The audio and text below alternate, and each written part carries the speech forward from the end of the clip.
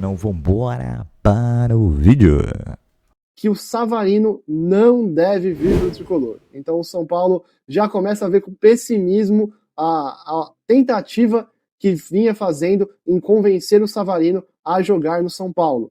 Agora a notícia do Sul é que o Grêmio também teria interesse no Savarino. Eu não sei se procede, eu só ouvi essa informação, eu não tenho a fonte lá no Grêmio para saber, mas o Savarino começa a despertar interesse do mercado.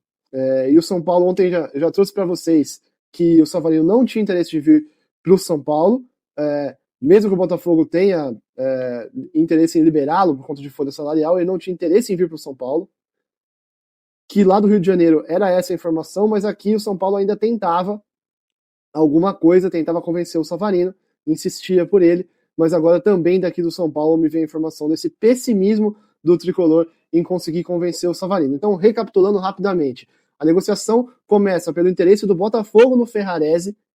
O Ferrarese é liberado para conversar com o Botafogo, eles encaminham um contrato, acertam bases salariais e já entre Ferrarese e Botafogo está tudo certo para o Ferrarese ir por empréstimo com cláusula de compra fixada para o Botafogo em 2026.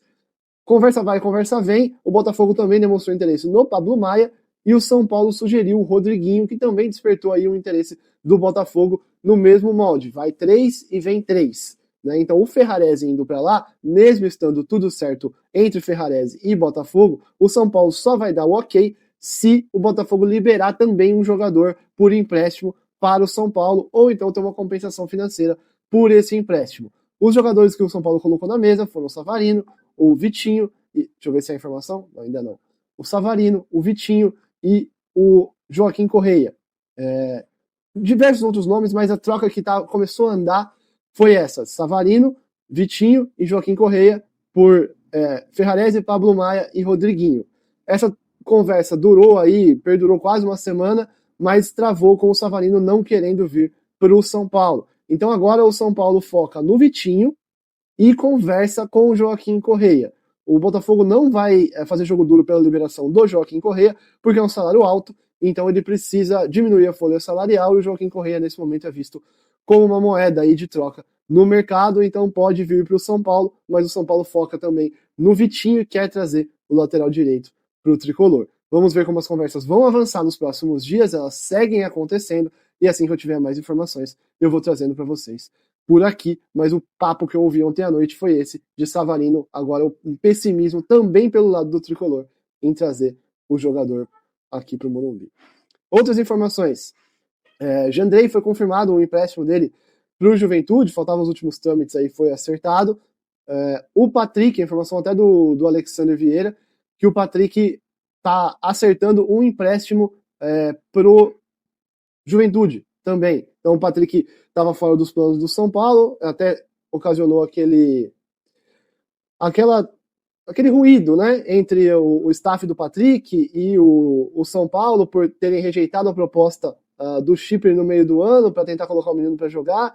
Também não teve muitos minutos e agora já está descartando de novo. E aí chega então a proposta de empréstimo do Juventude e deve o Patrick jogar pelo Juventude no ano que vem, Juventude pagando a maior parte dos salários, provavelmente 100% do salário. O salário do Patrick não é muito alto, então não é um problema. Já o Jandrei, que vai por empréstimo e vai ficar lá no Juventude, porque só tem mais um ano de contrato, aí o São Paulo ainda vai dividir salários com o Juventude. O Patrick tem contrato com o São Paulo até o meio de 27, então ainda vai por empréstimo, depois volta para o São Paulo, se ele tiver uma boa sequência no Juventude, quem sabe possa ser aproveitado pelo São Paulo ou ganhe um mercado e possa, quem sabe, ser também vendido. Nesse momento, então, o São Paulo fica com 3 laterais, Enzo, o Wendel e o menino Nicolas, que subiu e começa o Crespo tem gostado dele nos treinos, ele ganhou já uma chance de estrear profissionalmente, pode ser aí um terceiro jogador vindo da base, que é o que o meu amigo Renan sempre fala, que o terceiro tem sempre que ser da base. Era o Patrick, já teve algumas chances, não rendeu tanto quanto esperado, agora é a vez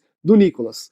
E 3 laterais esquerdos para uma temporada para o São Paulo, assim, é o ideal, desde que o DM seja razoável, né? Porque no ano passado a gente passou o Wendel e Enzo machucados a maior parte, ou não tava um, outro tava. Então, mas é isso, 3 jogadores para uma posição, tá ótimo. O São Paulo tá fazendo certo em liberar o Patrick. Então, é mais uma saída, né? A gente já teve o Leandro saindo, o Jandrei, o Ferrarese agora indo pro Botafogo, o Patrick sendo emprestado ao Juventude, o Luiz Gustavo também saindo aí liberado, o São Paulo não tentou renovar o contrato, e o Oscar que deve se aposentar. A gente vai fazer um balanço agora mais pro final do ano, vamos ver como é que vai fechar aí a temporada, pra gente ver o que o São Paulo precisa contratar, o que não precisa, o que vai de fato contratar, que a gente tem informação que o São Paulo vai atrás, o que o São Paulo não vai atrás.